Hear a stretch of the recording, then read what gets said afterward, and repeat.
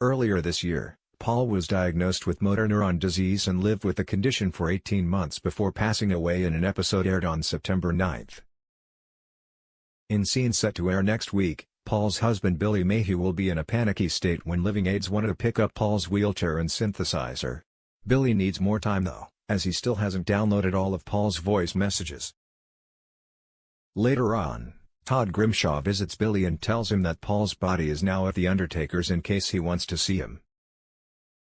Billy is struggling with his grief and guilt, as he didn't get to say goodbye to his partner before he passed. When Paul was rushed to the hospital in critical condition, an unaware Billy was out looking for his phone following a much-needed night out with his friends.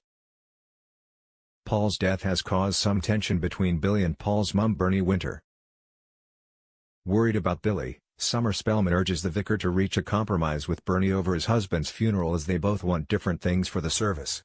Bernie seems set in her views when she asserts that Paul wasn't religious, but how will Billy react? In a devastating moment, Summer calls at number 5 with Paul's clothes in a bin bag. When his sister Gemma pulls out his favorite t-shirt, Summer is overwhelmed with grief and heads out.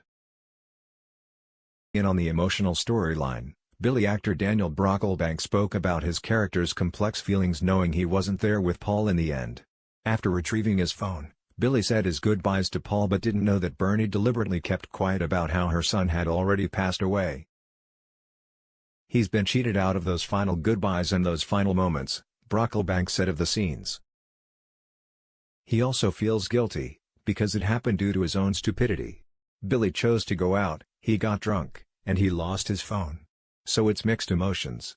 He's angry with himself, but he's grateful that, as far as he knows, he got to speak to Paul in those final moments. Coronation Street has been working on Paul's storyline with support from the MND Association, which focuses on improving access to care, research and campaigning for people affected by motor neuron disease.